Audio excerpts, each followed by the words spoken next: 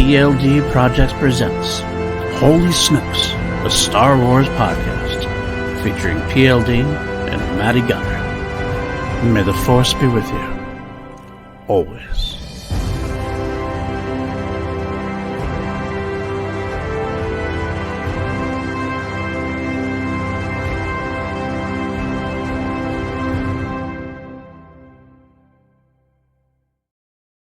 Good afternoon, evening, morning, whenever you're listening to this. Hey, it's us. It's Holy Snokes, a Star Wars podcast. We're back. We're bad. He's not black. I'm not mad. So there was a Lethal Weapon thing. But either way, welcome to another episode of Holy Snokes. I am PLD on the PLD Projects Network. And with me, as always, my hetero life mate in Star Wars, hetero life day. You know what I'm saying. It's Matty Gunner. He's back. He's back from a great trip that he took, and he's going to tell us all about it, I think. I got drunk with a shitload of Star Wars nerds at a wedding. Yes, the wedding of our dear friends. I did not make it there, but you drank enough for both of us, I've been told. And you were told? What were you told?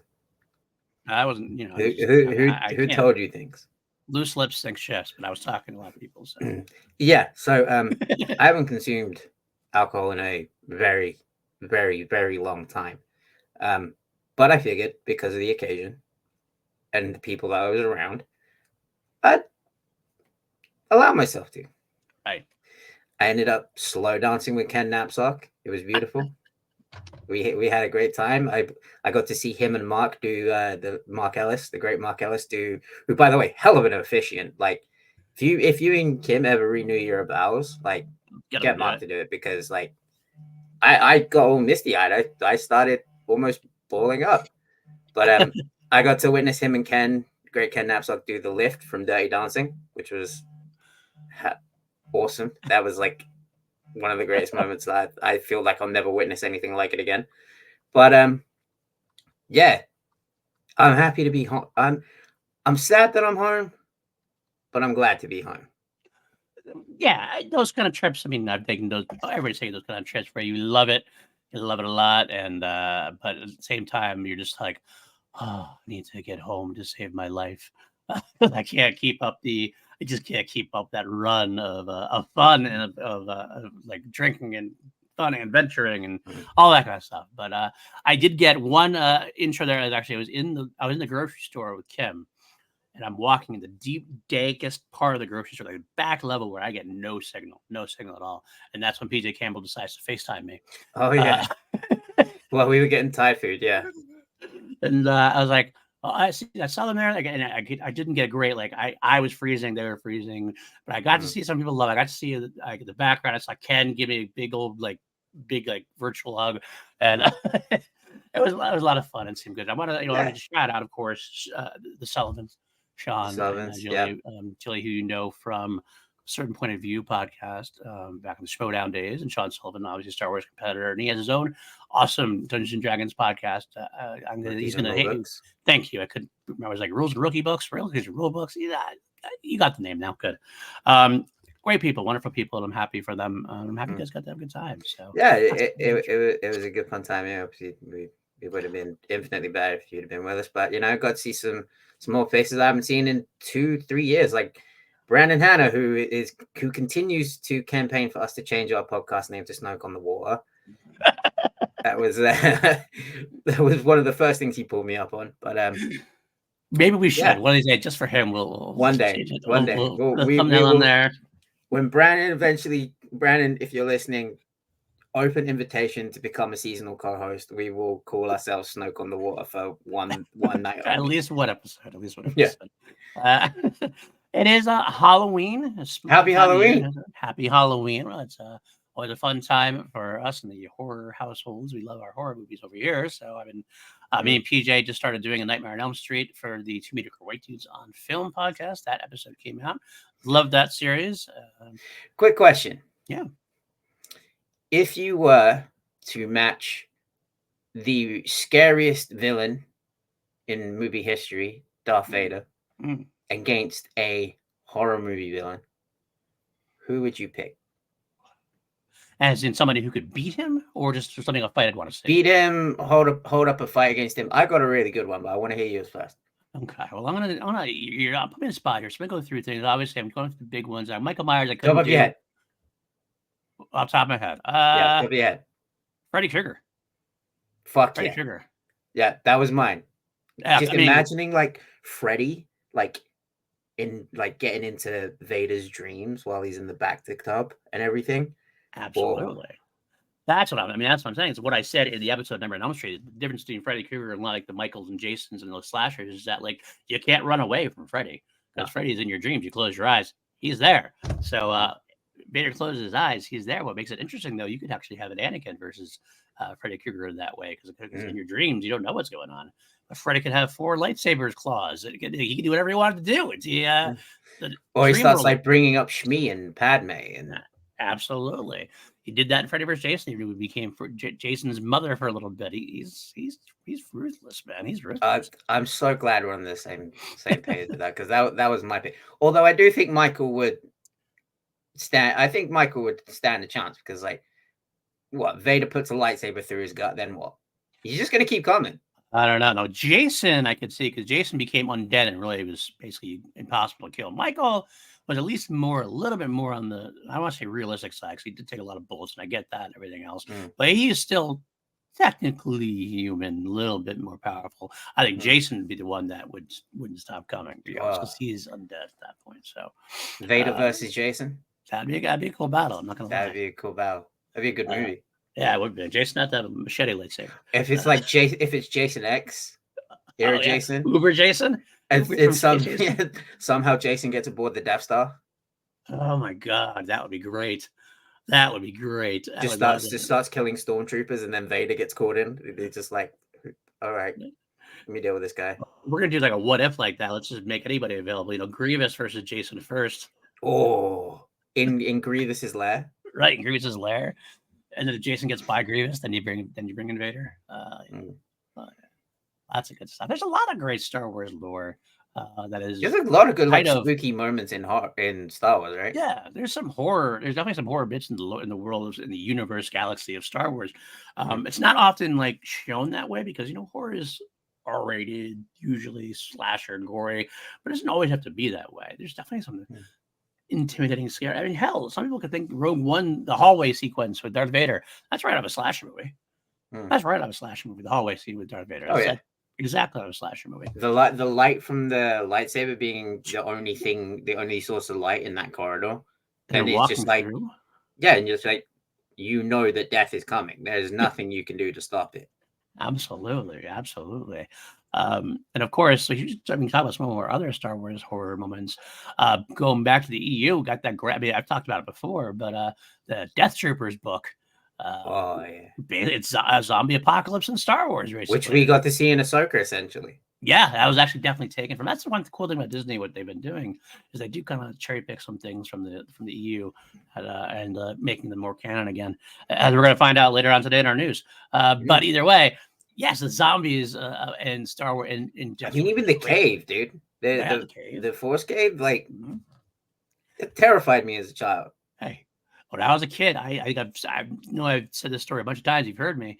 When I first remember memories of an Empire Strikes Back, the first movie I ever saw in the theater was Yoda freaking me out just by saying, "You will be, you will be." I was scared out of my mind. That's a horror moment for a 4-year-old.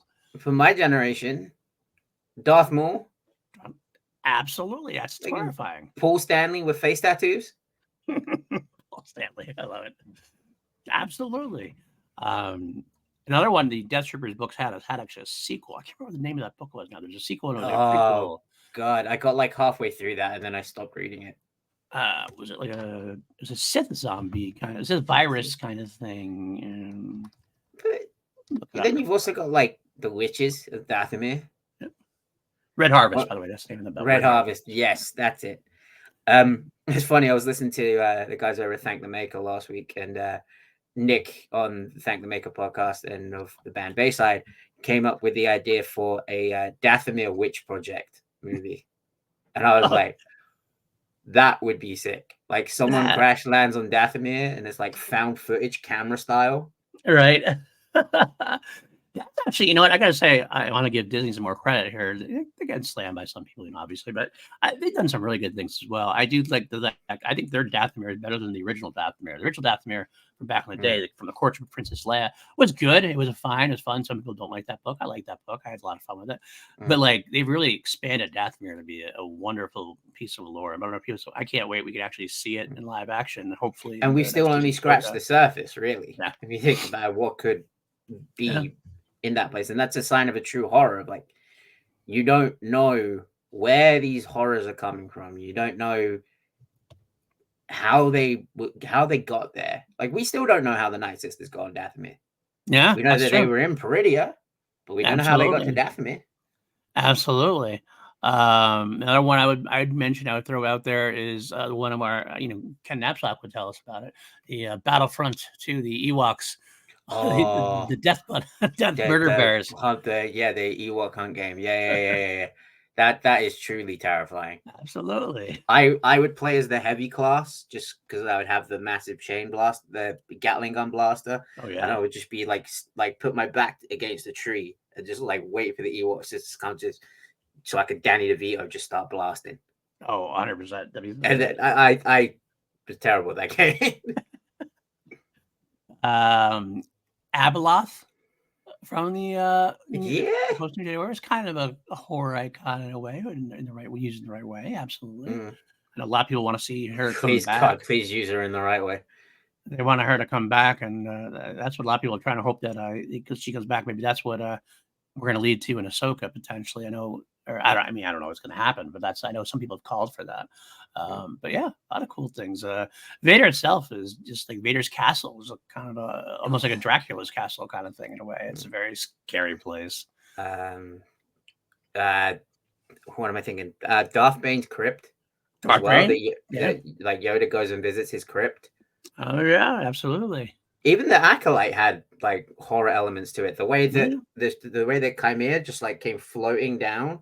Oh yeah, almost like Michael Myers style, just like even almost like the head tilt, like him too. Yeah, head tilt. Sith are basically slashers to a degree, and slashers with wizard powers, basically. I love all that. The Rakul Plague in like Knights of the Old Republic eras and stuff. Yeah, that was kind of cool. Momin and his mask. You mentioned Darth Bane's crypt with Yoda. How the original Bane novels had a lot of horror with the scarab things and everything else going on. Yeah, there's a lot to be said about horror. We need more with Momin. Yes. We need Momin is my guy. He's dude, he's long blonde hair, an artist whose art was deemed too extreme even by the Sith. Pretty impressive. My guy. Absolutely. A lot of good horror stuff in there. So are you doing anything tonight for Halloween at all? Or? No, I wish I was. We don't do Halloween like you guys in the States do. I've had the fortune of spending 3 Halloweens in the States now. And you guys do it infinitely better than we do. It's just like buy a top of Haribo and wait for the kids to fuck off. Right. and I hate that because literally they're selling Christmas decorations like at the end of September. I'm like, guys, there is a whole holiday before December, and it can actually be pretty fun if you let it. Absolutely. I mean, I love Halloween. I'll be honest, I'm not doing anything. I'm working tonight. It is what it is. My kids are all grown, so I don't get a chance to do it. So all I tend to do is watch horror movies and have a good time at this point. But I did love the holiday growing up. I still love the holiday. So use it any excuse I can to watch horror movies with other people, because there are people who generally don't watch horror will still watch horror this month. There's a lot of people who will watch like 30 days of horror for October kind of thing. Jeff, our buddy Jeff Alsterman, updates every day. You watch like 31 movies, and he always be talking about all these like new horror movies or even like old movies that he has never seen, like Night of the Creeps with Tom Atkins, which I love. Have you watched Terrifier 3 yet? I haven't watched any of the Terrifier movies. I'm surprised by that, and people know me. I'm surprised by that. I think our good buddy PJ Campbell's not a fan of the Terrifier movies. He's like, yeah, we talked about that. He's not into the whole like gore. Yeah, I've never been huge into the gore porn kind of thing, so I guess maybe that might have like slowed me down. Like, I could wait. I'll watch it eventually. I will watch it eventually. I'm never gonna like. I never let anybody tell me not to watch something, but I will admit to the human trait of like, if a lot of people say they don't like it, I'm kind of like, oh, I'll slow down and not hurry to Yeah. watch it. Like I might some other things, but I will at some point. I'm sure I'll get to it and see what it's all about.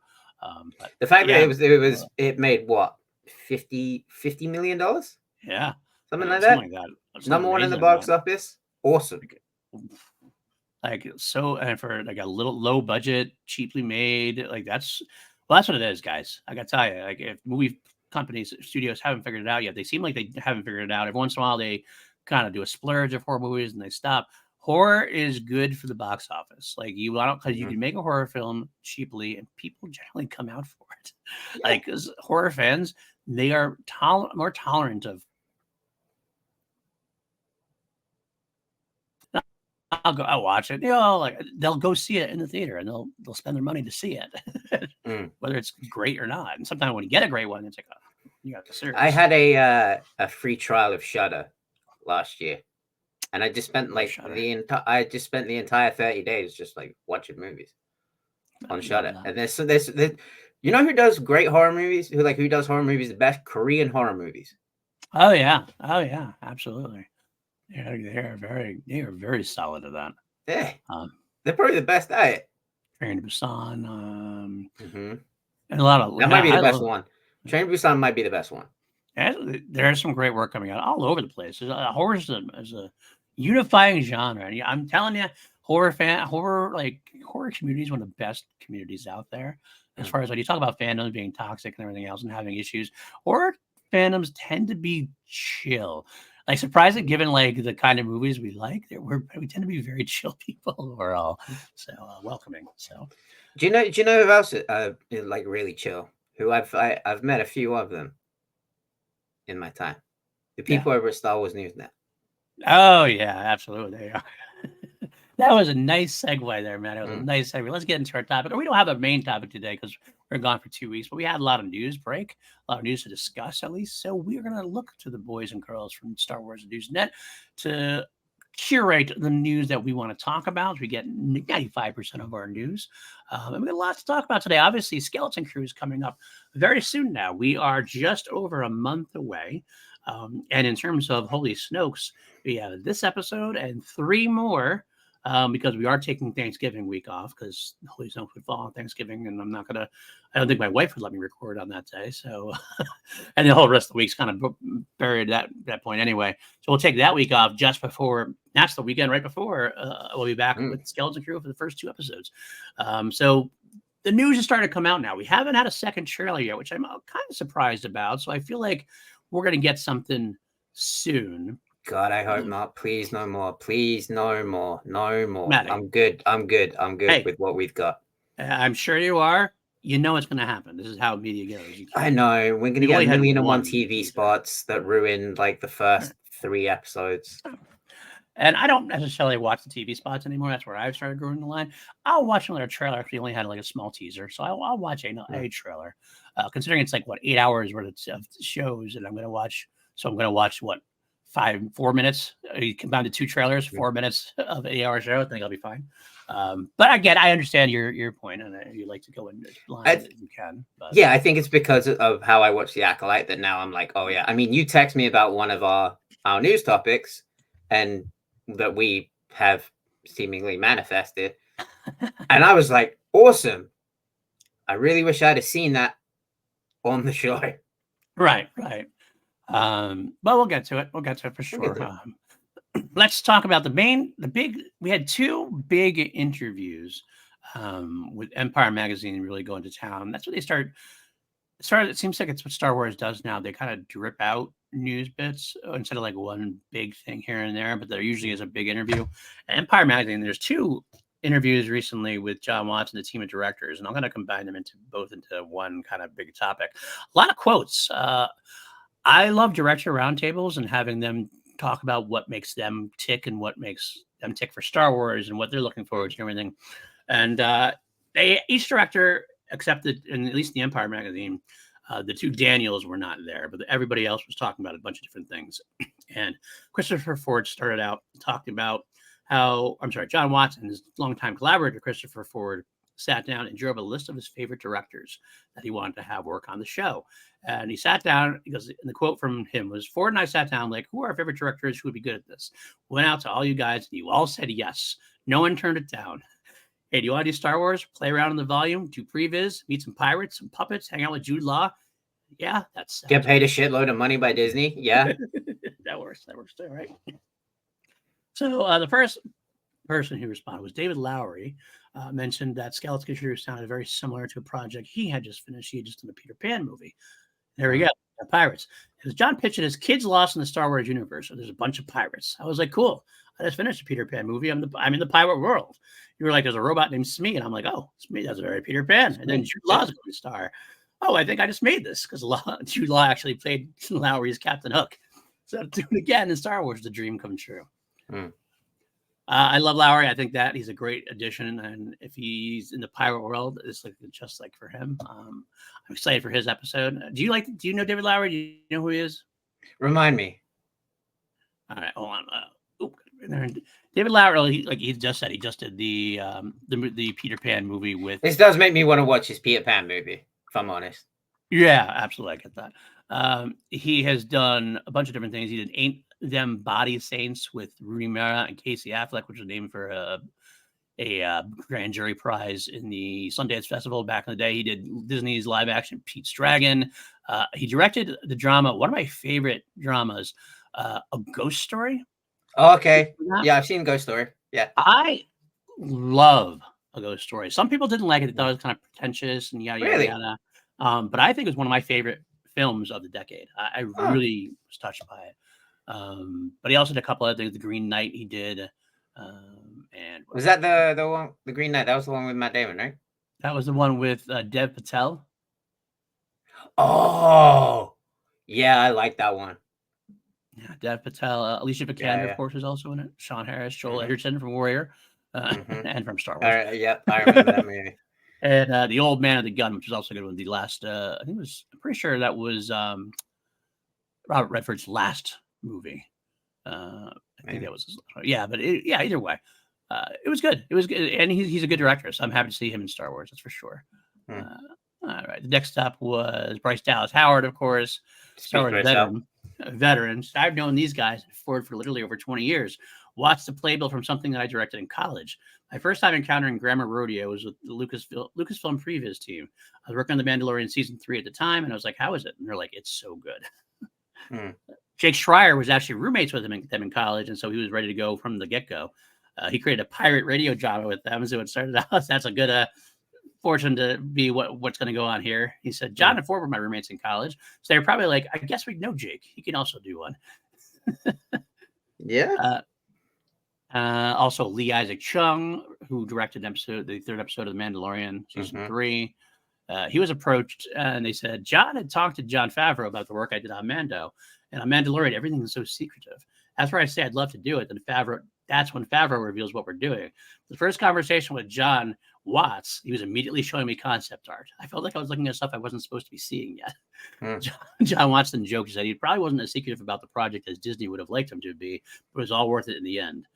He also mentioned he knew Daniel Kwan and Daniel Steinhardt through their executive producer, and that's where they got him. He goes, I was probably breaking some NDA. Minari, which is Chung's 2020 drama, is so good. So good. And shows such he did Minari? Yes. I mean, what episode did he do?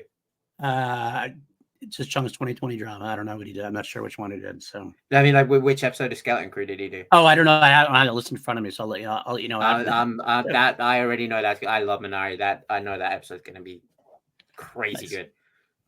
Oh, you already worked with Mandalorian season 3, episode 3, and I like that one as well. So we're so happy to have you. Minari is so good and shows such an ability to work with young actors. We're so happy to have you because we got 4 10-year-olds leading our show. We wanted directors who would be able to show Star Wars from a new perspective while bringing in their own unique storytelling POV, which I like. And that's, again, we need kids. We're going to be directing kids. So Chung seems like he works perfect for him. So, yeah. Now, later on, to continue that, they had another interview when they were talking about their episodes and things of that nature. Larry mentioned about his episode. I was excited about having hand puppets on set. Watching these incredible puppeteers from Legacy Effects operate these droids, it's the most ancient technology being used with the most cutting edge technology simultaneously, and the combination was absolutely magical. Love the sound of that. Give me Puppets, all bro. of the puppets. Puppets. Yep. Schreier said, there's an entire month of blocking, shooting, and editing before you've ever gotten onto a real set. It's not just that you're scouting locations virtually. You get mocap actors and actually block out the scenes. That felt really new and rewarding and fun. Bryce Dallas. I'm going to get all the quotes from this particular question. We'll talk about it, and then we can go back to the next question that they answered. Howard says, this is a workflow that Favreau felt very strongly about from the jump on season 1 of The Mandalorian. From season to season, they tweaked the process. Something new that Watts and Ford did is they recorded all of the voices. When they were handing over the scripts and the concept art to the directors, they were also handing over a radio play of the episode. It was immensely helpful. It set the pace and the tone and allowed us to have a consistency of character. Interesting. Lara continued and said, it was really weird to be listening to the kids or Jude give a performance like, oh, it's not quite what I'm used to hearing from John performing every character of the scene. Schreier says, John has always done this even when he didn't have massive budgets. For Cop Car, his $800,000 movie, he used Previs tool FrameForge, his voices. It's very fun to see him given the tools to do it all at this much fancier level. Did you ever see Cop Car? Yeah, I did, yeah. I like that movie. It was fun. It was silly. It was a lot better. Like, it was like not like a best movie of the year kind of thing, but it was a fun movie. You could tell the guy had good, works well with the young actors. That's the thing about Johnny Fabs is like, you're in for a good time if he's in the movie or have anything. You know what movie I watched coming into LA? Chef. Oh, yeah. I woke up and I saw I had 95 minutes left until the flight landed. So I was like, Chef is 90 minutes. Not bad. I'm going to watch that. Great movie, too. But John Watts did Cop Car. John Favreau did John. Oh, sorry. I thought you were talking about John. No, John Watts was doing. John Watts did Cop Car. Of course, John Watts known for the Spider-Man movies as well. Which John Favreau is in. Yes, true. So it's a very John connection. That's probably one of the reasons they got to work together. Yeah. So yeah, that's the first question they're asking, and it seems like they're having a good time talking about it. Seems like y'all had a lot of fun. Anything you want to point out from those quotes from everybody? No, I think it's cool that they're handing over like audio. Yeah, that's a cool way to do it. Yeah, very cool way to do it. The next question Empire had asked directors their favorite Star Wars creature and whether or not they got to use them in their episodes. He said, Chung said, John, what creature is Ned? I like working with him. Well, that is something of a hotly contested debate in a minute. Well, that's part of it. John Watts actually kind of confronted it. He said, well, he's technically a new alien. Well, there's a whole debate I'm not going to get into right now. The question with Ortolans is Max Rebo playing the keyboard with his feet or with his arms? Neil's an elephant-like species, but there are so many in the Star Wars universe. I don't think there's that many elephant species in the Star Wars universe, but you know what? There could be. That's the great thing about being in a galaxy far, far away, right? I think it's a safe answer for him to be like, hey, canon nerds, leave me alone. Chill. And I don't remember Max Rebo having a comb over either. I was shocked at seeing him have hair in some of the new images. Like, oh, I didn't really see how like the hair he actually had. I love it. Max Rebo is too powerful for a comb over. That would put him over. Sexy motherfucker. All right, Bryce Dallas Howard. It's tough to have any other favorite creature when you worked with Grogu or Dave. They're not creatures, but I love to interact with droids. Without spoilers, there's a really, really cool creature situation in my episode that was very, very, very, very, very exciting. I was super obsessed with it, and everybody knew it. Phil Tippett got involved. Anything he's involved with is exciting. And damn right, I love Phil Tippett. The man. When it comes to puppets and creatures and stop motion, Phil Tippett is. And she just said it, but anything Phil Tippett is involved in, I'm going to watch because he's awesome. Yep. All right, Schreier saying, I was an Ewok kid, but that probably makes me very basic. Fair enough. It's okay. You can be basic. Yeah, man. We all love Ewoks. Yeah. Lowry says, I love the characters who were vaguely visible in Jabba's palace, but still got action figures. Pruneface in the Rebel Briefing Room was on the same action figures. Their space. If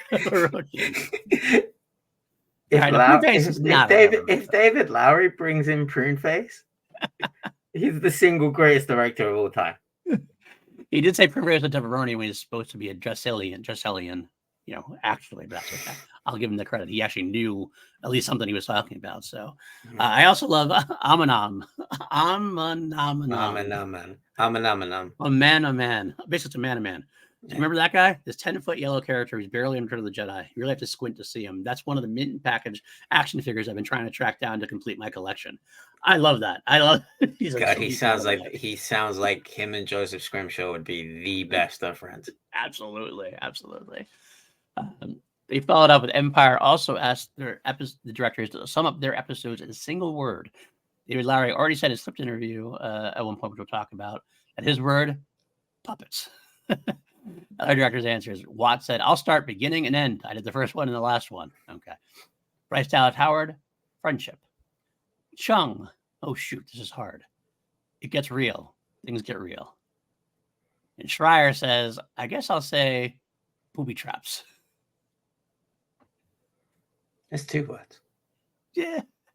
It's booby hyphen traps. That's what we're going to go with. That's what we're going to go with, I guess.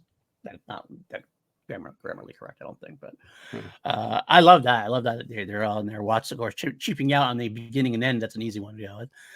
Chung, though, I guess you're right. That's the episode where things get real. Then that's going to be that might be the episode to watch. I have to figure out where that is on the old list here. John Watts continued on and explained how Cullen and crew started, explaining that while they had the idea for a while, they really couldn't get into it until Spider-Man No Way Home had wrapped up. Me and Chris Ford had this idea a long time ago of kids that don't really truly understand that they're in the Star Wars universe, getting lost in the Star Wars universe and having to get home. It wasn't until after all the chaos of Spider-Man wrapping up that we were able to start working on it. The director spoke about how he got into Star Wars, and that was the next bit. I'm sorry. Let's go back there. I love the fact that he's had this for a while. So obviously been working on this thing for a bit. Again, he has been a great director of kids as far as that goes. He has that, like the Spider-Man movies really hit home from the angle of from Peter Parker's point of view, a high school kid. Cop Car, same type of thing. It's all from the point of view of these kids. He's not doing 4, is he? No, I don't know. He's not. He's wrapped up with No Way Home. That was his last one, I think.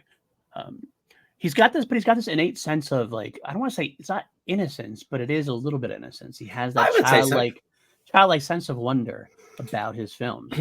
I think him and Sean Levy are very similar in that they have that kind of innocence about. I know I'm saying this about the guy who just directed Deadpool and Wolverine, but if you look at their Adam project, oh yeah, absolutely, it's full of whimsy and wonder and same thing. Free Guy, same thing. Free Guy, exactly the same thing. Yeah.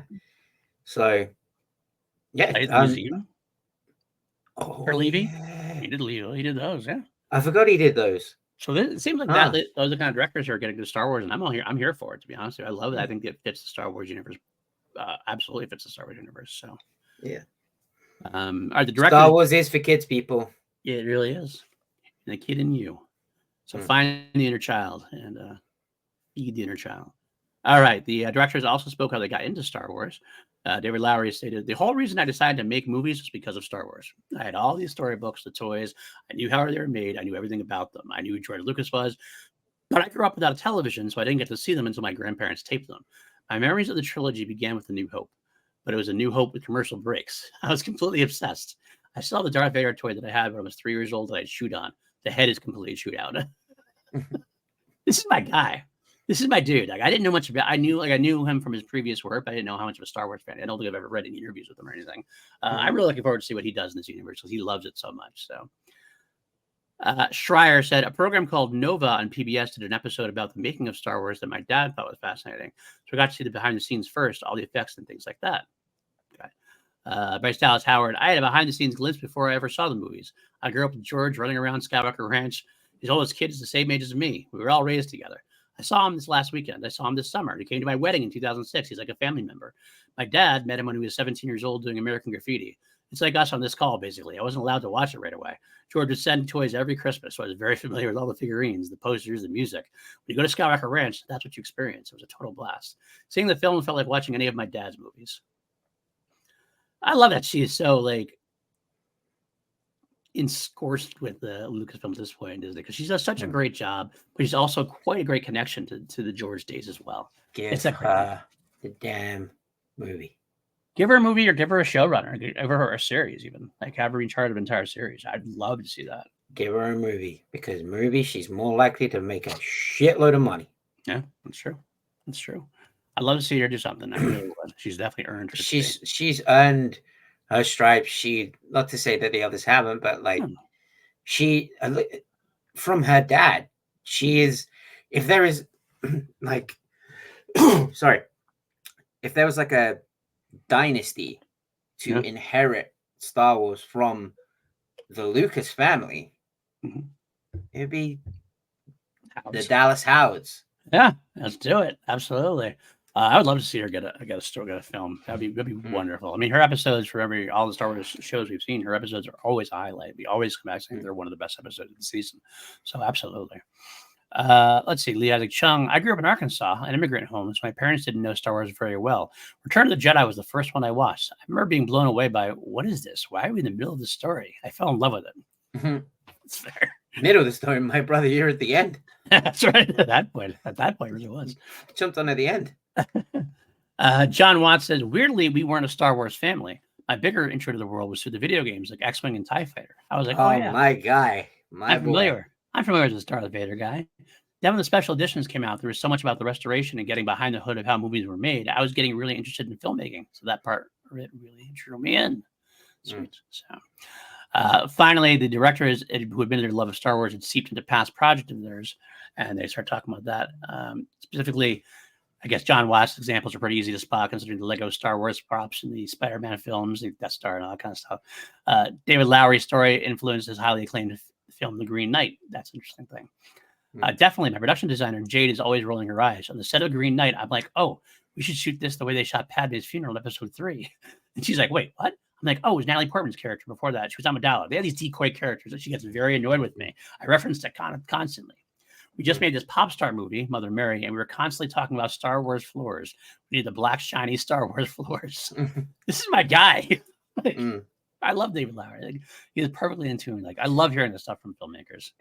You remember we talked about who else could play Ezra? Mm-hmm. Why did we not mention Dev Patel? That's a good point. He's a little old for the part, maybe. Maybe he's a little older. Do you see Monkey Man? I have not seen that yet, honestly. I know. You would immediately retract that statement if you. I should have known you hadn't seen it, because you would immediately retract what you just said. Yeah. Well, let's see. How old is he? I'm not sure, but he can sure as shit do the action. He's 34. It's not actually not that bad. 34. He's a year older than me. Well, you're old as shit too now. I can say that because I'm old as shit. So you're like I'm 900 years old. You will not be able to play Ezra. That's right. Oh God. Watts continued and said, I think all the time about a character at a setting sun. That image is just Star Wars, always someone longing for adventure.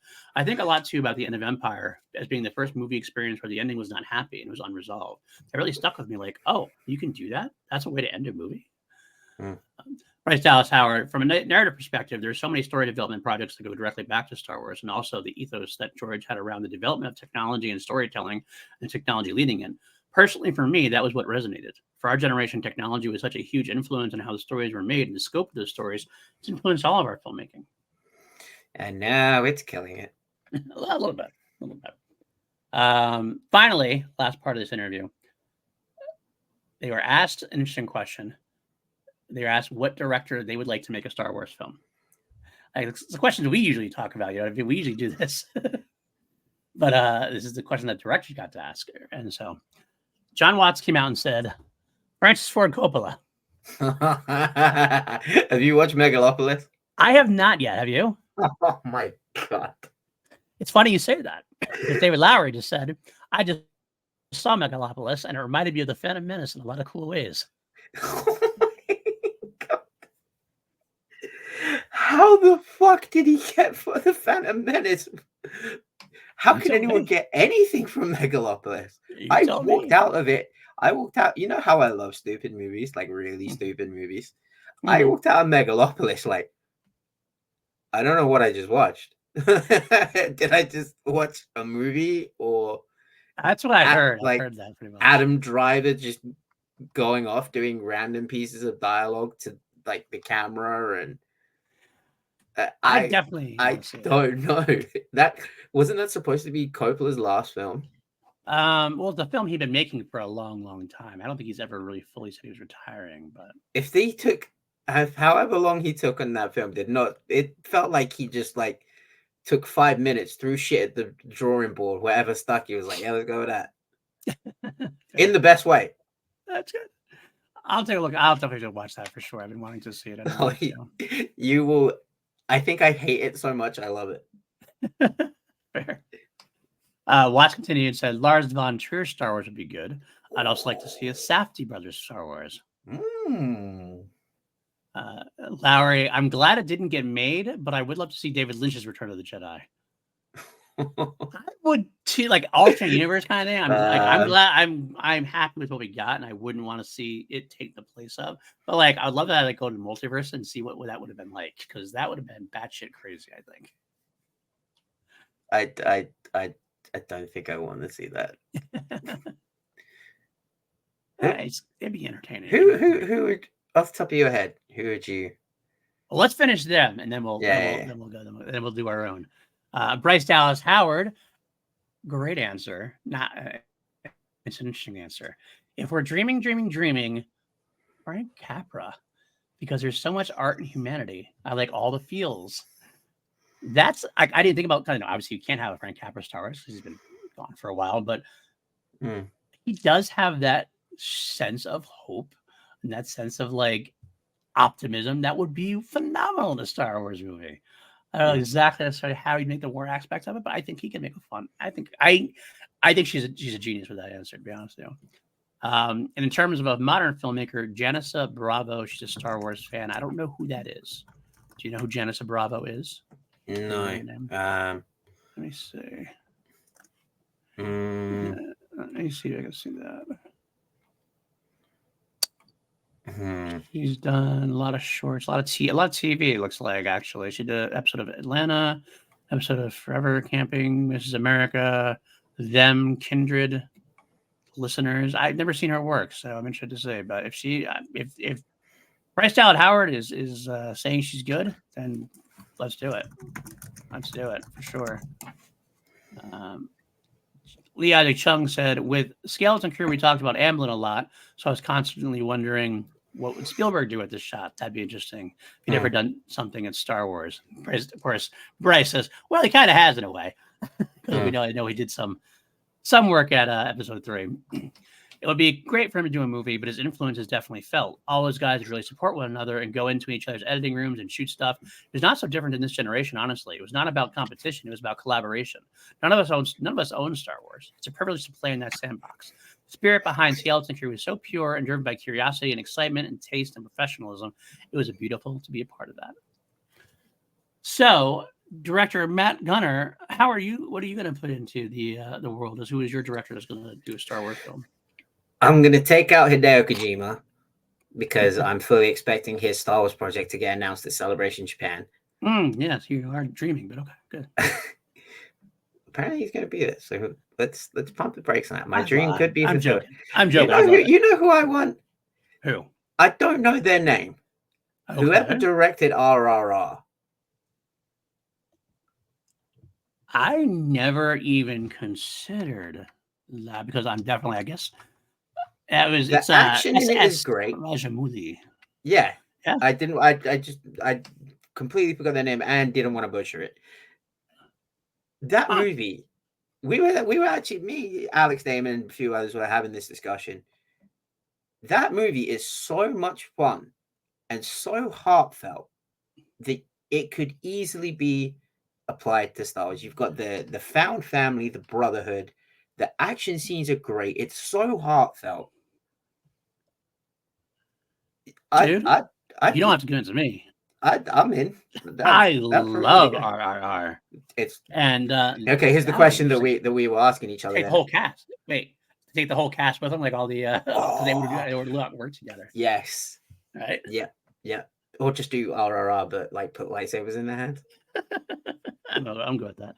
Yeah, no, that means number at the end with Max Rebo playing. I love it. I'm sorry.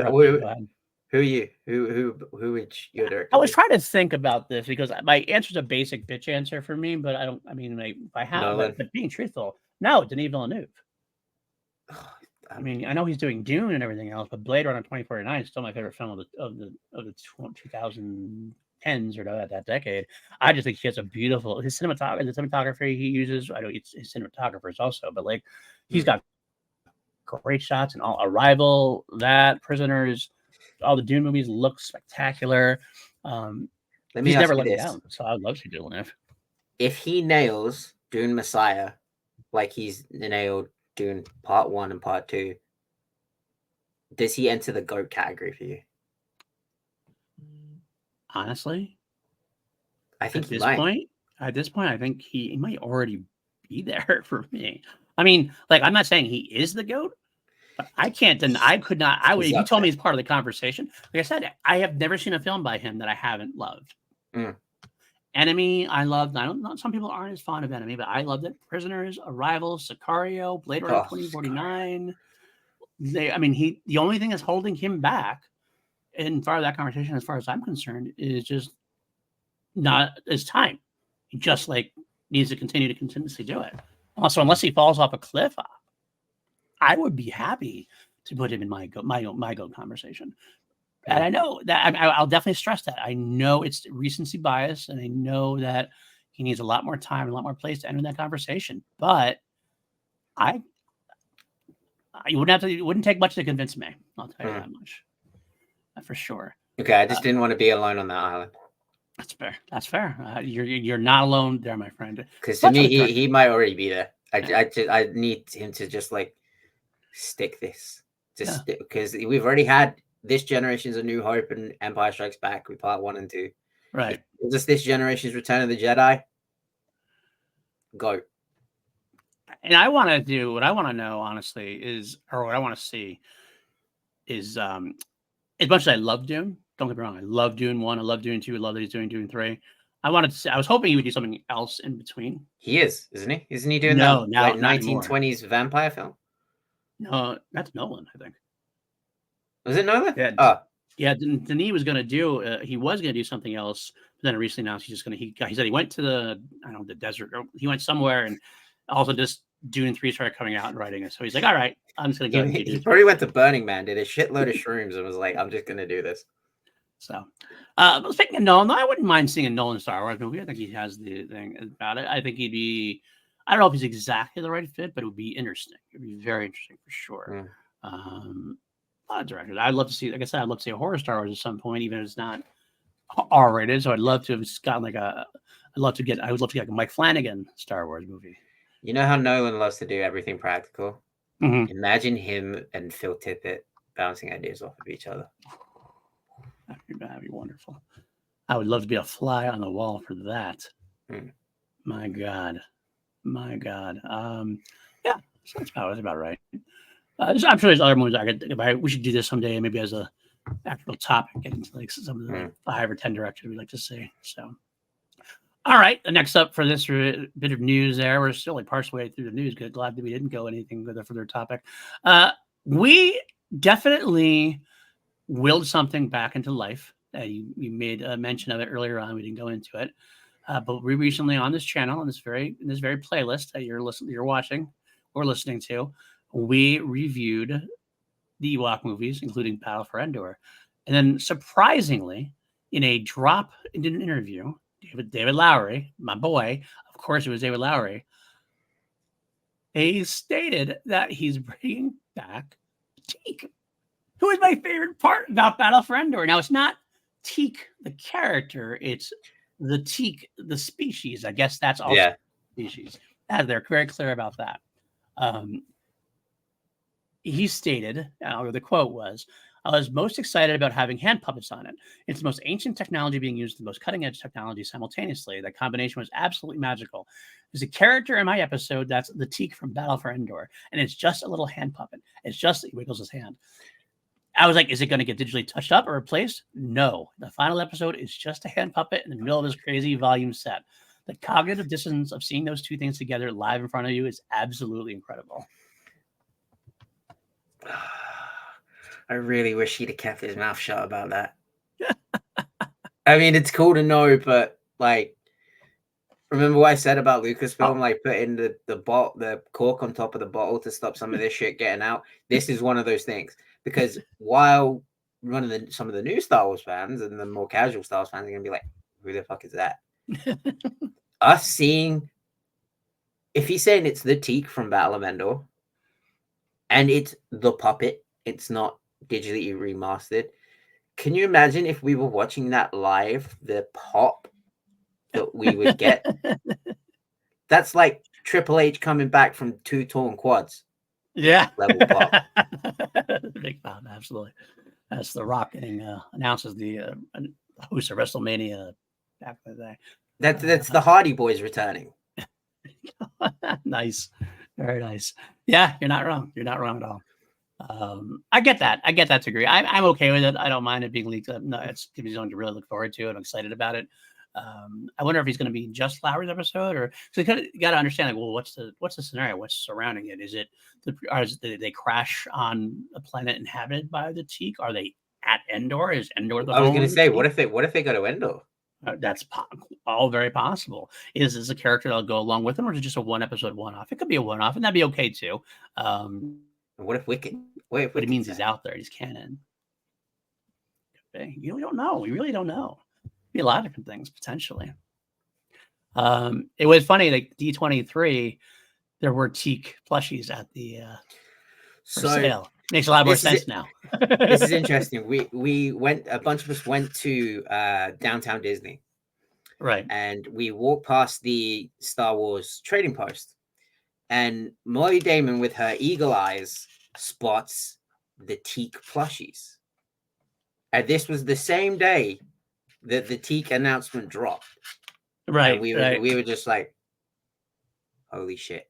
Holy shit. So she actually bought one. I got to hold it. It was incredible.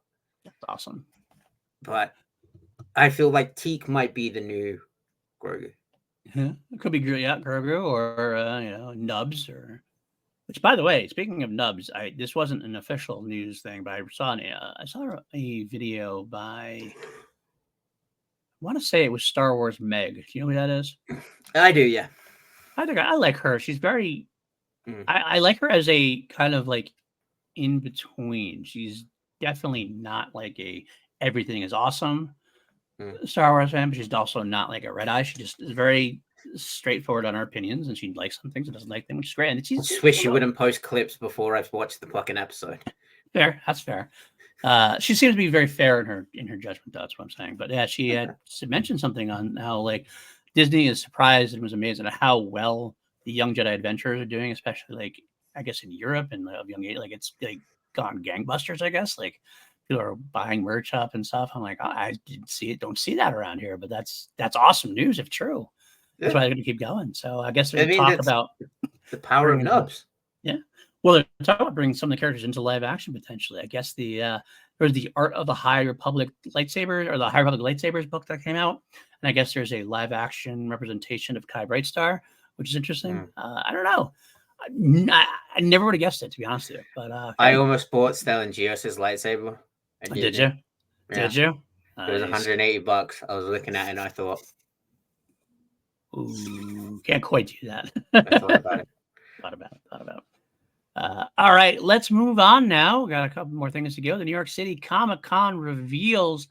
Obviously, it happened 2 weeks ago now, but we didn't have an episode to drop, so we're just touching base on some of this stuff.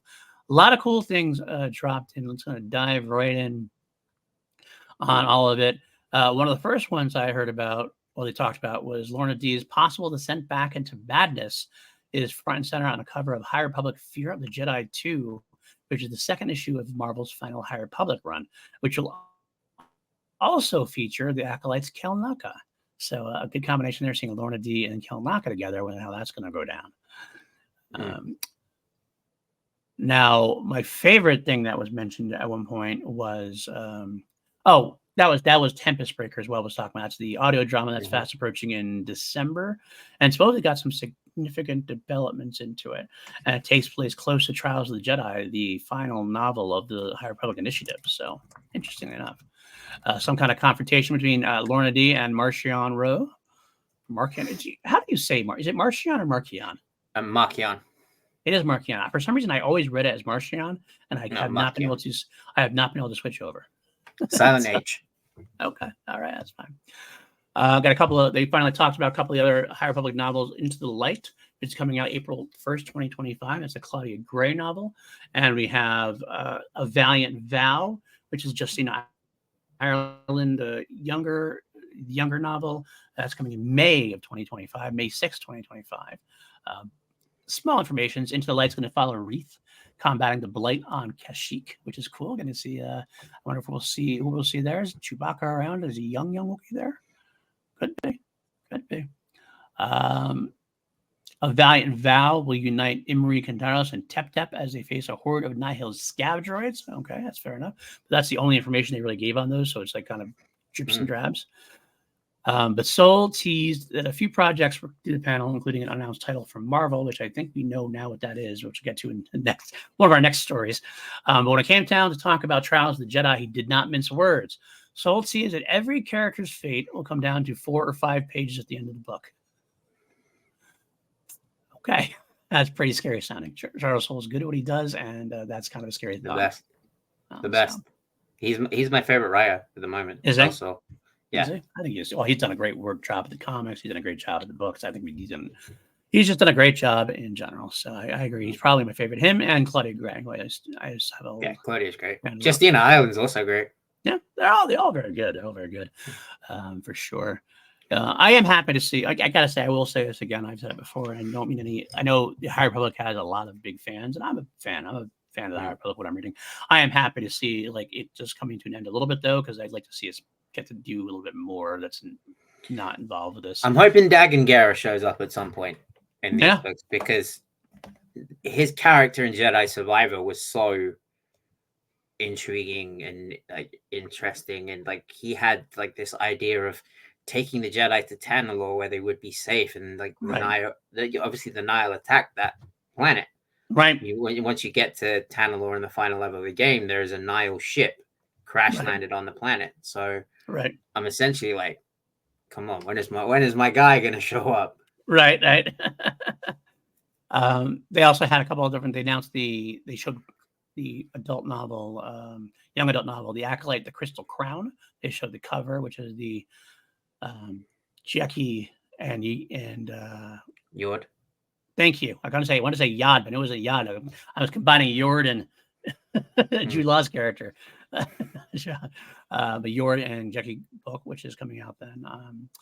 And finally, from the first day, the biggest announcement for me at this point was the announcement of a ongoing series for March 2025 titled Jedi Knights.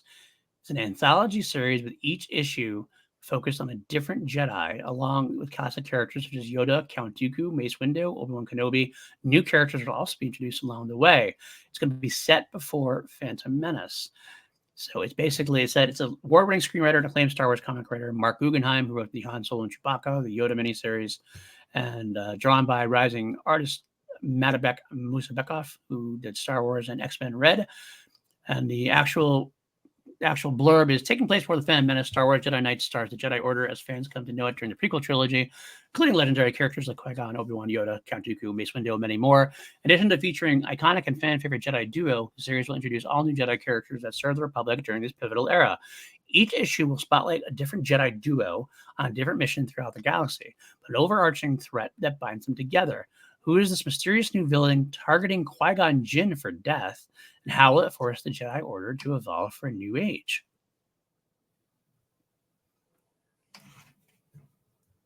Lucasfilm, Marvel, for that is fucking holy. Give us Xanatos in canon. That's what I'm wondering. I'm wondering how to do it. Please, please, please, please, please, please.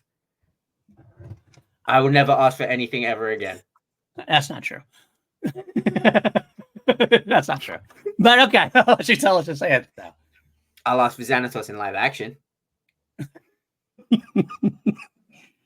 Yeah. He's just such an awesome character that if that's him,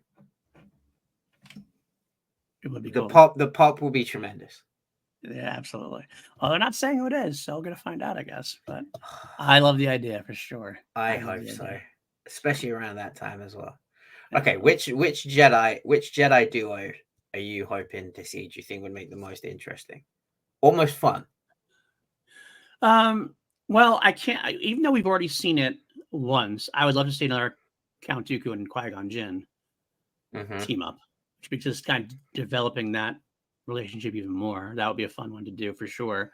I would love to see Yoda and well, depending on what it is, maybe one of the maybe Vernestra, Yoda and Vernestra, the two greenies. Yeah, Potentially that'd be if cool. So we don't know.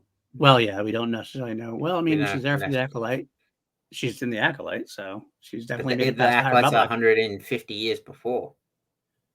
Yeah, if she could, we don't know. I don't know. It If depends on the age. she's We there. never heard. If she's there, there's a possibility. I just like to tie. Speaking I of love age, when they cross over things like that. Go ahead. Kiadi Mundi and Qui-Gon Jinn. Oh, that would be a good one. That would be a good one. That could be very fun. Absolutely, I like that idea. What about Yoda and Yaddle? We might finally get to the bottom of why Yoda speaks the way he does.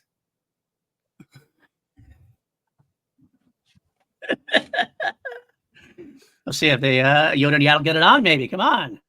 It's the only other species you need. You only member of your species. I mean, What if they go on a mission together, and Yaddle's like, "Okay, it's just you and me. You can drop the act now," and Yoda just starts speaking normal basic. do I really? I like that. I talk like that, so they listen to me. They actually are forced to listen to me to figure out what I'm saying. It's like that old adage that if you speak really quiet, the people will lean in to listen to you more. Right, right. If I talk like in these different things, you have to actually pay attention to the words to make sure you understand what I'm saying. Hmm. And you know what? Quite honestly, and I'm joking about it, but that would very much fit into his character. This is the guy who flips like a Russian gymnast whenever he wants to. Then after the lightsaber fight's done, he grabs his cane and starts walking to the hobble again. Mm. Like it fits very well. I love it. I love it. So, all right, that's the last of that particular one. There was another panel the next day. We got a few more announcements, some cool things that I'm looking forward to as well. Coming out also, Ethan Sachs is going to be doing a new Poe Dameron comic, a brand new Poe Dameron comic, which takes place before The Force Awakens, which is a little strange to me because we kind of already had a Poe Dameron run, which took place then. So to have it, I almost feel like I'd rather have a Poe Dameron run take place somewhere else, potentially. I feel like this has already been mine to start another comic then. Not that I won't read it. I love Poe Dameron. Getting to hear more about him will be cool. It'd be interesting to see, especially because one reason I do want to talk about this is, again, this is not from Star Wars News Now. I'm kind of tangenting a little bit. Star Wars Meg also mentioned something at one point. I'm going to give her credit where credit's due. That I guess Star Wars has re-upped all the trademarks recently for Rogue Squadron, which everyone believed was dead, and Patty Jenkins was no longer direct, yada, yada, yada. But Patty Jenkins kind of said that it wasn't dead and she was still doing it. We hadn't heard anything for a while. So Star Wars re-upping that kind of stuff, maybe there's more to it than we thought. And if so, do you bring Poe Dameron back, start a comic run, and then it can build up to a Rogue Squadron movie with Poe Dameron being in charge of it? It could be. It also could be. I think the Rogue Squadron game, I think it came out 30 years, 25 to 30. It's either 25 or 30 years ago next year. Maybe. I think, if I'm not mistaken. So It could be for that. It could be, but I think I'd have to go back and watch her video again. But she mentioned some things that specifically sounded film related, so I don't know for sure. But maybe she's speculating too. I don't really know. But again, I don't know the veracity of that. I can't. I only started watching Star Wars. I don't have like a claim on how well I can trust all of her sources or whatever. But just thought I'd throw it out there. That'd be an interesting tie-in if Poe's going to do that. That would make sense. Also, we got Hyperspace Stories coming out. Some more of those. Those have been around for a little bit, and they kind of seem like they're coming out of purgatory. Some Mace Windu, some Grievous, some Qui-Gon potentially. Those are going to be cool. Of course, the announcement was kind of, I don't know if it was, I can't remember now, it's been so long. If it was announced here, if it was announced before that, but we're getting a Bad Batch 5. Yeah, we talked about that a few weeks ago, Right. and yeah. I'm excited about that. It was mentioned, and readers supposedly can expect a fan favorite villain to make an appearance.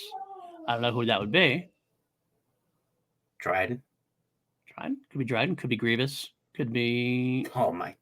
Oh yeah, because it's in the Clone Wars, isn't it? It's set during It's the like Clone that. Wars. Yeah. It's text. So. Could be. Oh, dude, the Bad Batch versus Grievous. Yeah, that'd be kind of cool. It'd be a lot of fun. Wrecker versus Grievous. Wrecker versus Grievous. I'm all in. Tech lives finally. Well, he ain't died yet.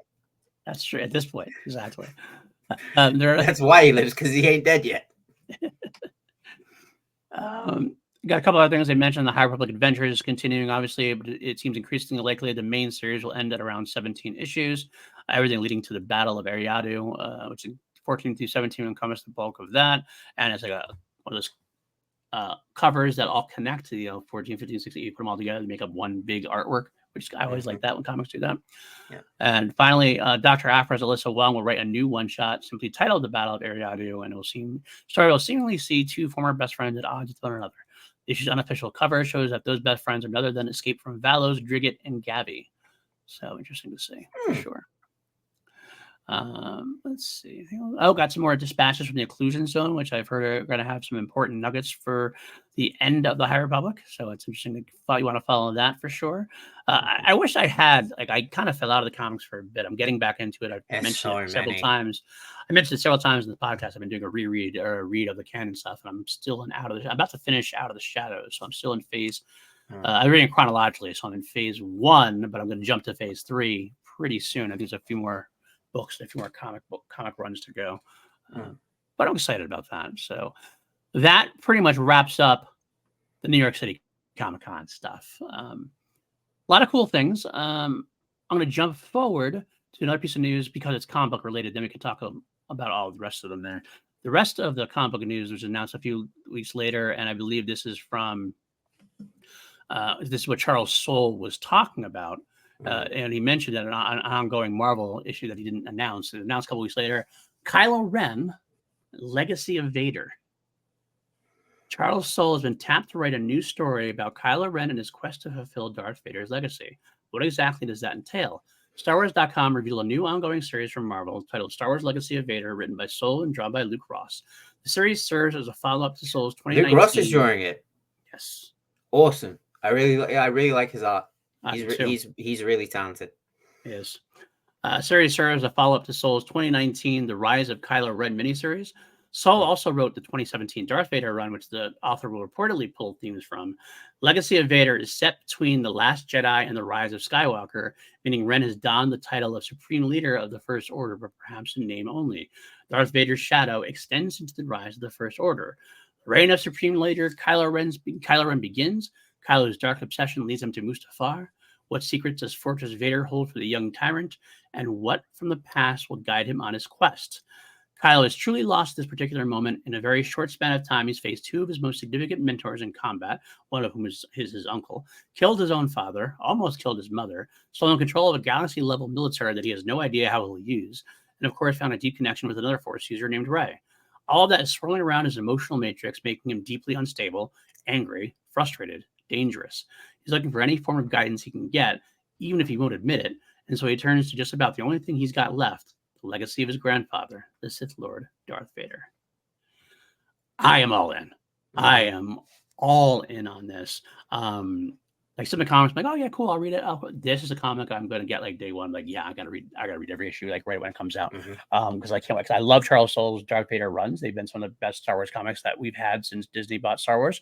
And this era fascinates me because we don't like the sequel trilogy being say hit or miss to some people. Disney hasn't really returned to it very much. Of course, we have the new Jedi Order movie that is in the works. We'll get to that. But they kind of ignored this as far as fiction goes. We don't have anything that takes place. Like we have a Lego adventure that took place after Rise of Skywalker. We have, I can't remember many things. The first Kylo Ren run when it was like how he became Kylo Ren. But that's even before the sequel trilogy too. So it's right around the time, but it's part of it. But I mean, this is in the heart of the sequel trilogy, and what a great time between Last Jedi and Rise of Skywalker. That's a fertile time to see a Kylo Ren story. The only real big piece of storytelling I think we got is Shadow of the Sith. Yeah. Yes. So it's great to finally open up the realm here and go and get into possibly a very fertile ground. I don't know. It's because we're going into the new Jedi Order movie or not, but I like the idea we're going to revisit it.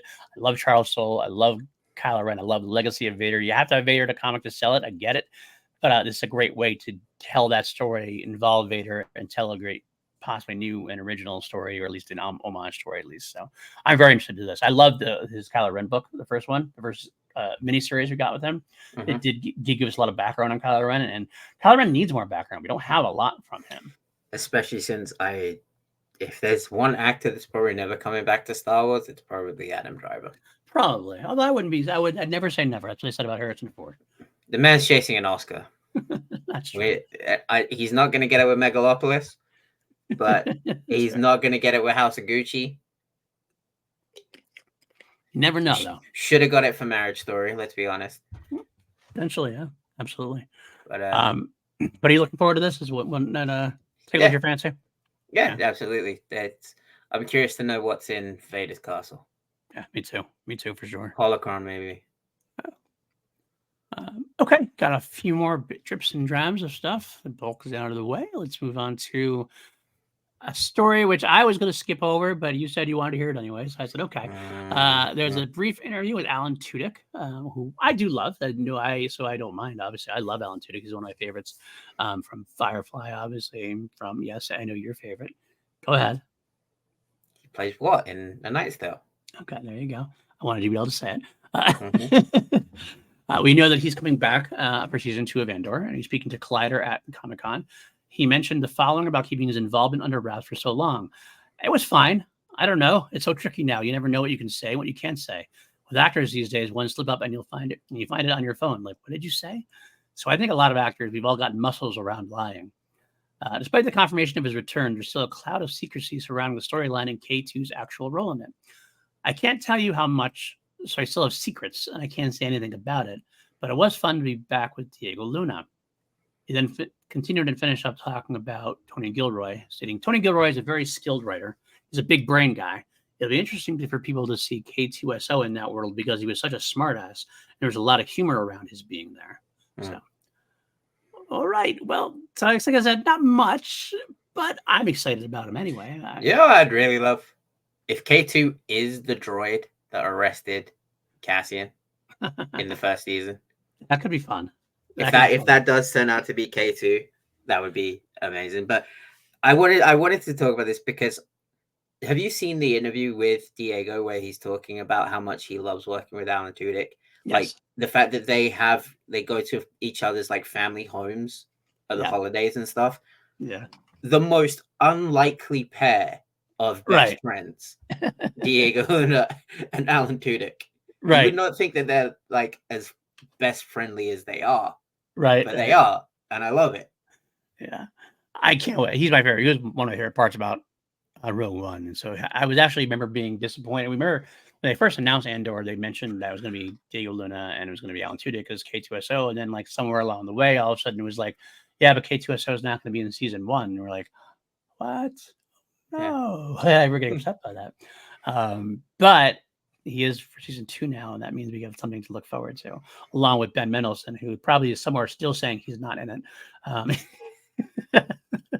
Even though it's already been confirmed that he is in it. Yeah. You're still somewhere going, yeah, I'm not in it. I love it. I love it so much. Well, I prefer that. Yeah. Honestly, I prefer the actors taking the Andrew Garfield approach, even though we know he's full of shit. It's fine. It's all good. Still no idea when Endor is coming. Besides, it's 2025 and early 2025. Diego said most likely March, April.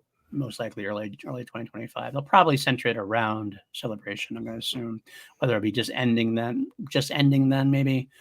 But it'd be kind of cool if it is ended then, because then like we could actually have some big announcements as to if it starts then they might focus like too much on promoting Andor, which is fine, but I'd like to, because I think Andor doesn't need promotion for me. I'm like, do it. Let's promote what's coming up, which we don't know almost anything that's coming up after Andor. Honestly, we know technically we know Mando and Grogu, the movie, and we know other movies are being worked on, but there's so much. That's it. That's really it. So, all right. Next up, speaking of projects of the sort, New Jedi Order movie had a couple of different interesting tags of information the last couple of weeks wrapped around. First off was Daisy Ridley mentioning in an interview. There, she was, of course, every interview she does now, she's being asked, well, any updates? What's going on? And she did state that things are evolving. I continue to be very excited. There will be an update soon, which sent a lot of people in a tizzy. Oh, great, an update soon. Awesome.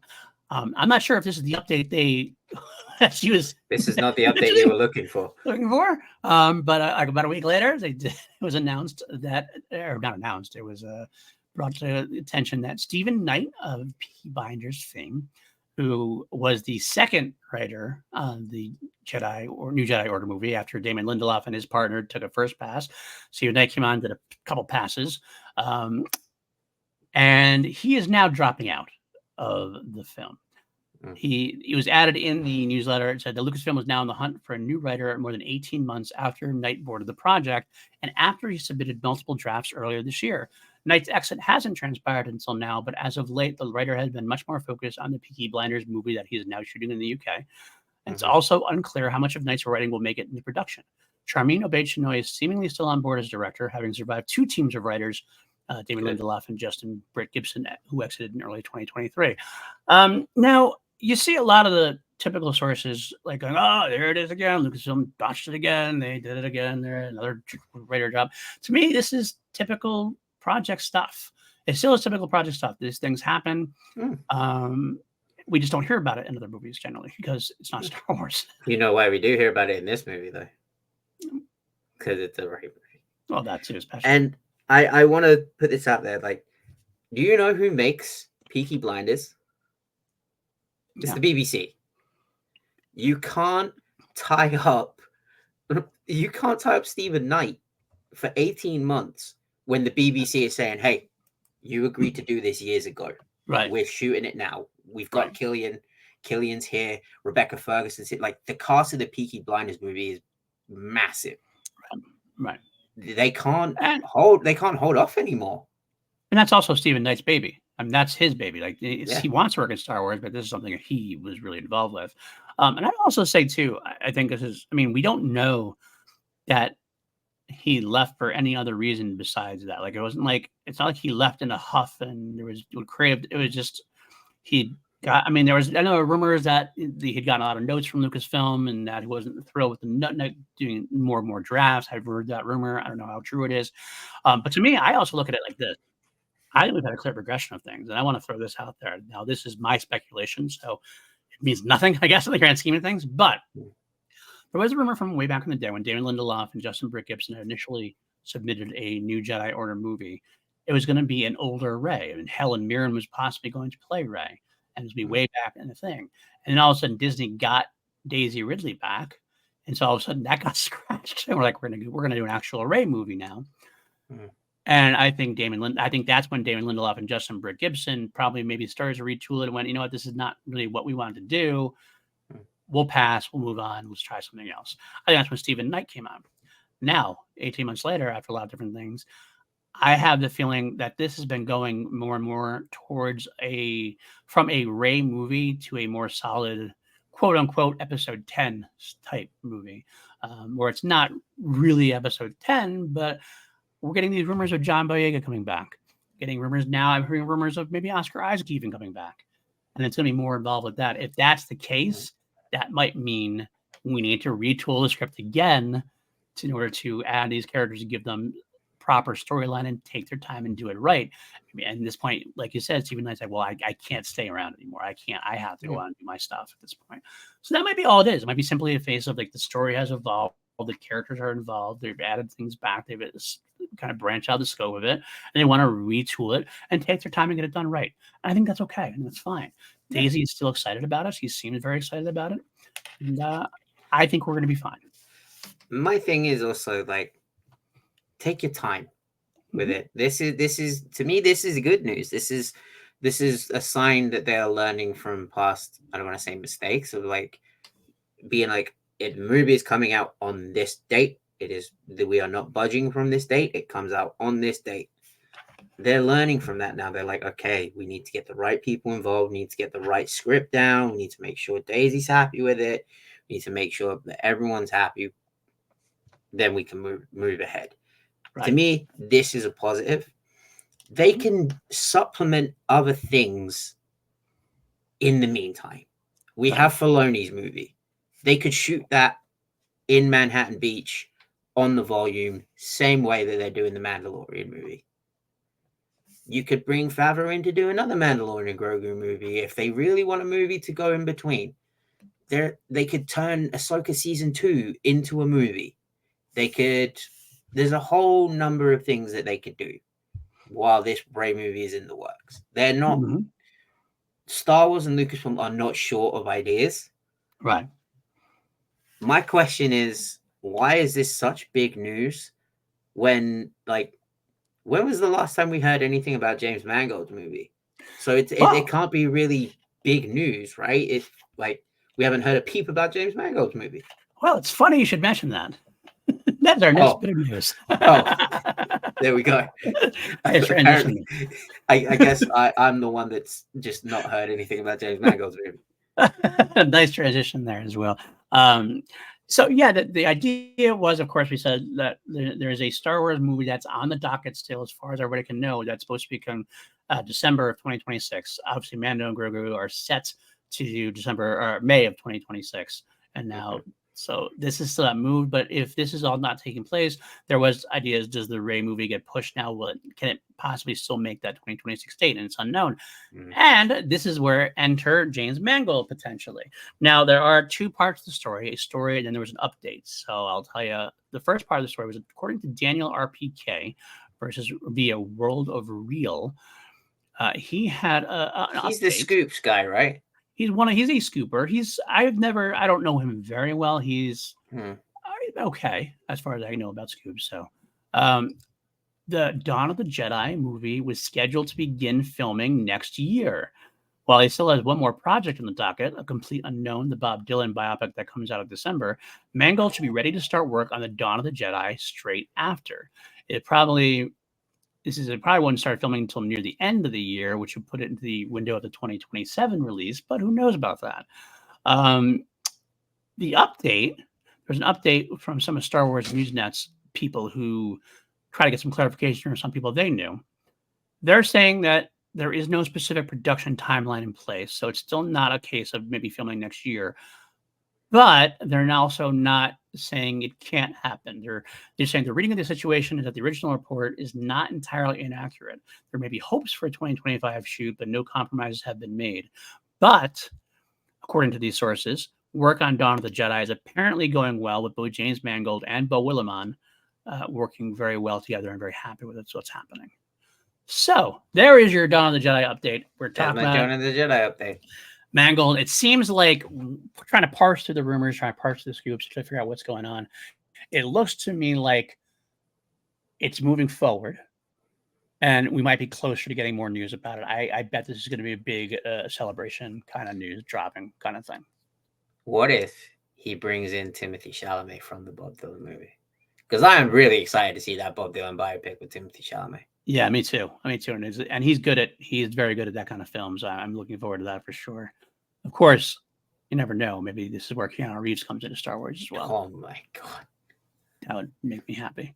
That would make me very happy. So Mangold working with Keanu. I wonder how that would go. That'd be interesting to see for sure. So that is all of the news. There was one little more bit. There was another report by similar people saying that Mando and Grogu had completed filming. They had wrapped the filming. They had reshoots to go, but it was still on target to hit its May 2026 date. There was an update from Bespin Bulletin, which says it's not true that it hasn't quite wrapped. It's supposed to shoot through December or somewhere in the next 2 months. And the idea maybe the scooper possibly could have, because there's been a lot of people have finished filming. So it might have been a kind of a miscommunication of, well, most people have finished filming. They thought the filming had ended. there's still some shots left. So some work to do. I guess we got Pedro Pascal coming back after working on Fantastic Four for a bit for some shots as well. But either way, it does feel like by the end of the year, we'll see the end of Mando and Grogu being filmed, and that means it's on task to release on May 2026. I don't feel bad for Pedro because he's got the best job in the world. But I feel bad with how much work he's going to have to be doing over the next few years. Yeah. Gladiator 2, The Last of Us Season 2, Part 1, then Part 2, Mandalorian and Grogu, Fantastic Four, Avengers. That's right. There's just He could possibly retire after the next 2 years. You know what? Let him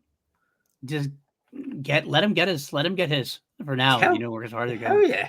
So absolutely. So all right. I think that should do it for us. A big long news update. We'll be back next week to talk about the John Williams documentary, which does debut tomorrow.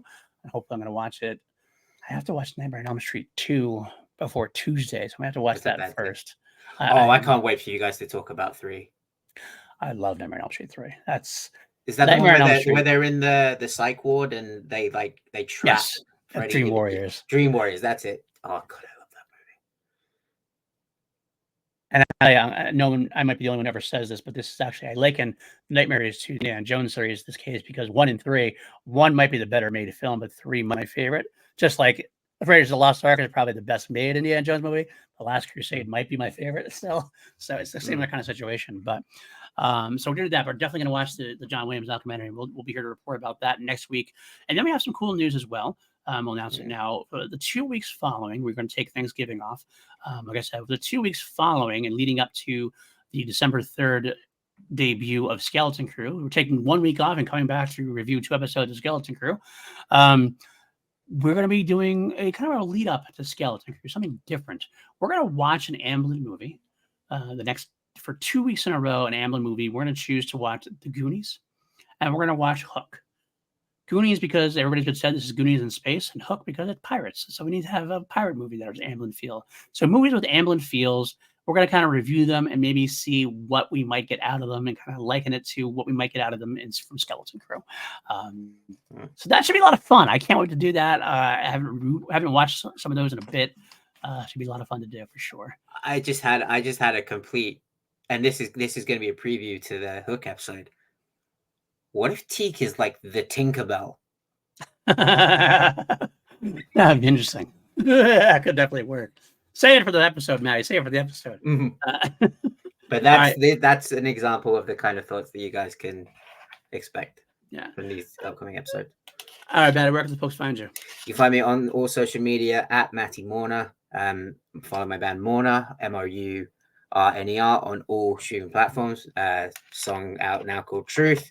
Check it out. It's been doing awesome. Thank you to everyone for all the support. PLD, where can all people find you? You can find me all over this channel here. My name is on the tin, as you like to say. Yeah, your name is on the tin. I got 2 different way twos on film coming out every other week. We're doing Nightmare on Elm Street, like I just mentioned. We're still doing review. Me and Lego doing the V franchise. Kind of hate watching the 2009 reboot series now, but it's still have fun talking about it. We're committed to working our way through the entirety. Still doing my Queen podcast. An announcement about that this week's episode, which is tomorrow, is the Flash Gordon football fight song from Flash Gordon.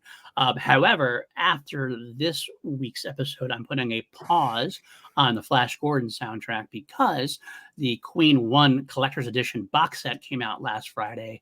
And so I have a bunch of tracks.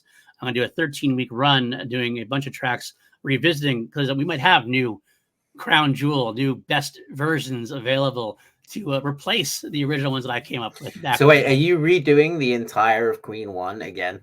Yes, pretty much. I'm not going to redo the episode entire. I'm not going to do like the episode the same thing. I'm not like, for example, Keep Yourself Alive is the first track we're going to do just out of the gate. There's 4 new versions on the box set to listen to potentially go through. I'm not going to go listen to the other versions I heard before. I've already had that review done, so you can go back and listen to that episode. I'm going to call it Keep Yourself Alive Revisited. I'll listen to those 4 versions. I'll talk about those 4 versions, and we'll see if any of those take the top slot away from the 1975 retake that came out in 2011. How many 1989, versions of sorry. these tracks have they got stored up? Oh, it's a lot. That's a lot. They're opening up the archives finally. Keep yourself alive. We have the 2024 mix because the entirety of the album got remixed, not just like remastered. It was like Was it the same producer that remastered the whole thing? it was their boys. It was their guys who had done it. Oh, okay. Basically, they have a team that has done it for a while. But basically, they have never liked the drum sound on the first album. They didn't like the ambient sound. I get that. Oh, Trident Studio. Trident Studios basically they were borrowing time. They were doing things they had. It was not the way they wanted it to sound. They had to kind of compromise. Now they're going back and they're beefing up the parts they wanted to get beefed up. It sounds like a totally different album. I gotta be honest. There's a lot of heft to it now. Can I admit on public, and then we can close out? Sure. And I have mentioned this to him. I'm not a fan of Brian May's guitar tone. You're fired. You're fired. On Queen 1? Oh, on Queen 1. Oh, Queen 1. Yeah. I thought you meant in general. I was like, no. On Queen 1. No. Okay, gotcha. I think you'll find a lot to like in the remastered in the version. Okay. It's on Spotify and YouTube now. It beefed up a lot. It's very much of its time, and I hate guitar tones from that time.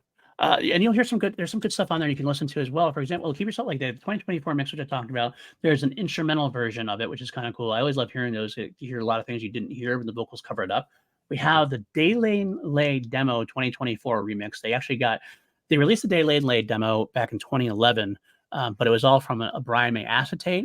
They actually found the masters, I guess, and they've been able to give a good heft. These are the original recordings that never did. They have archives that are like it's like Raiders of the Lost Ark. It's like for the Ark and the Covenant in there. It's like something like that. It's a room like that. And that's a really cool version. And they have they also have a unused Trident master, which is a different alternate take they did. Very sloppy sounding, but in the best way possible, which we'll get into. It's very cool. A lot of good sound to it. And there's some live versions on there as well. It's a lot of stuff to go through. So I figure I'll do a 13 episode run to kind of retake the Queen 1 revisited, so to speak, and then I'll continue on Flash Gordon from there. By the time you get done, they might have brought out another box set of Queen 2. They probably will. Honestly, I'm going through song by song. I'm only through. I think I started this podcast almost 2 years ago. I'm only like halfway through. You're already halfway through the discography. Exactly. I haven't even touched this. I'm going to the next album after Flash Gordon is the first solo album. It's Roger Taylor's first solo album, so I still have those to do as well. This album is forever. Fun in space, a lot of fun. Of its time, but very fun. But, you want more of that? Go into my sister YouTube channel. I have the Crown Jewels. YouTube PLD Projects Crown Jewels. It's also on an audio feed. A lot of Queen stuff there as well. I have a Patreon, patreon.com/PLD Projects. I do try to get some early access to some videos. We have a great Facebook chat group with, Austin Goodell, Brandon Buckingham, great crew of people. If you can't, I get it. I get you can't support that way, but subscribe, do all that stuff. Help us fight the almighty algorithm. But that'll do it for us this week, folks. We will see you again next week covering John Williams' documentary. And further on, as we get ready for Skeleton Crew, I can't wait. I'm excited. Let's do it. I'll see you next week.